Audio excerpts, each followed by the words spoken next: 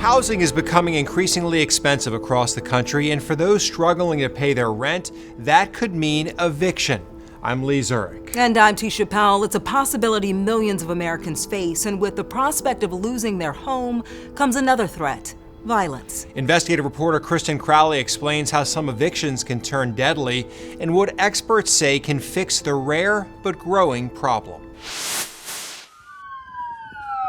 Dispatch requesting assistance. It's February 29th, 2024. Suspect is still in the residence. The emergency They have an officer down. is dire. We now have 2 officers down. Police flood the front yard of a home just outside Kansas City, Missouri. 2 officers shot. I need at least 4 ambulances. The call brings emergency crews from across the region to help. Be ready to take your patients. Be advised this is still an active scene. PD still taking fires. But help is too late. Giving you another live look. This is the beginning of this procession. 2 people died that day. Independence, Missouri officer Cody Allen. I was like, why? Why? And Carmen Mack's big brother, Drexel Mack. This is not fair. This is not fair. My brother should still be here. He should have not got killed doing his job. Drexel wasn't law enforcement. The job that got him killed was serving an eviction notice. The man being evicted, Larry Acree, is now charged in the double murder. Mack was a civil process server for years, tasked with serving papers like eviction notices for people who fell too far behind on payments. Work that isn't considered inherently dangerous. But Carmen says she constantly worried for his safety. Was your brother ever scared? Yeah, a lot. People are very crazy, and you come to take their stuff from them is how they feel. So they try to protect their belongings. At that moment of eviction, everyone is tense. It can escalate very quickly. And eviction expert Carl Gershenson says examples of violent evictions are popping up across the country. Here's a notice to evict, okay? What? It's your notice put the knife down right now. We found, quite a large number of these stories being reported each year, whether that be a tenant committing violence against a landlord violence on the tenant. Gershenson is the director of Princeton University's Eviction Lab, a group that formed because he says no one was tracking the rate of evictions in the U.S. The number it determined is about 3.6 million a year. What about violence with evictions? Is that being tracked? No one is tracking the co-occurrence of violence in evictions. Eviction Lab is trying to do that, but without a nationwide reporting system. It relies on news reports. Deputies were serving a civil eviction. And says the numbers may actually be higher. In 2022, it documented at least 38 deaths. By 2023, the number was 44.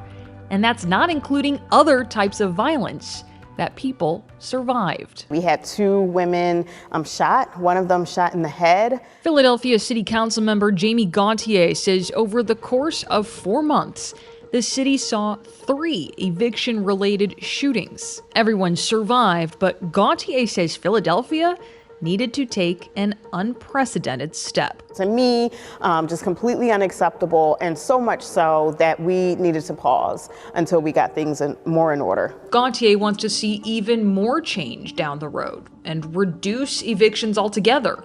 But nationwide, that's becoming a tall task. We're seeing evictions reaching the exact same levels that they were before the pandemic in most cities, but in some places, evictions are higher than they've ever been. That includes cities like Miami, Las Vegas, Houston, and Phoenix.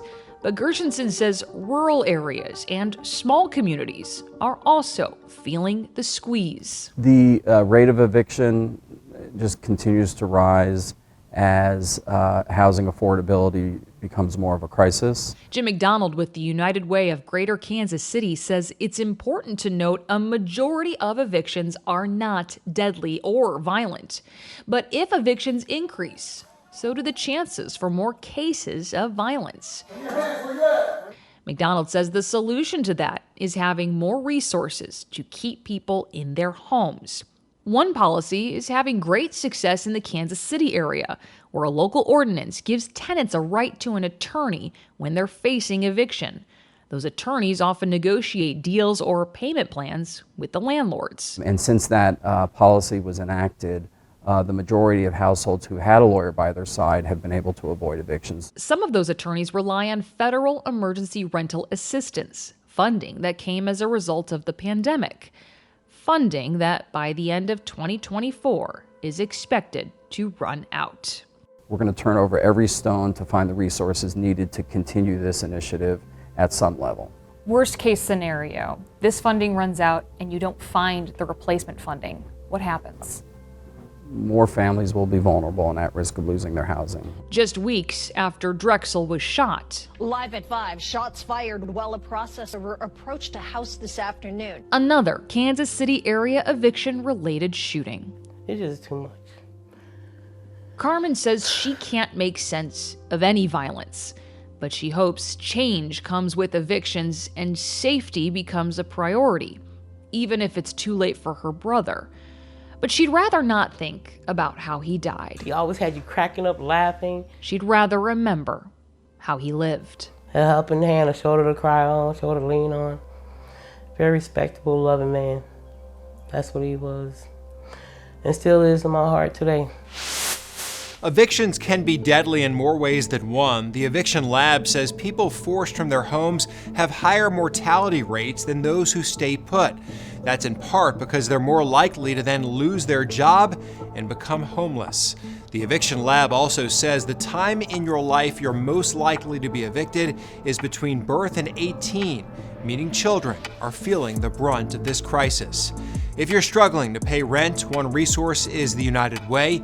You can call 211 and ask for help.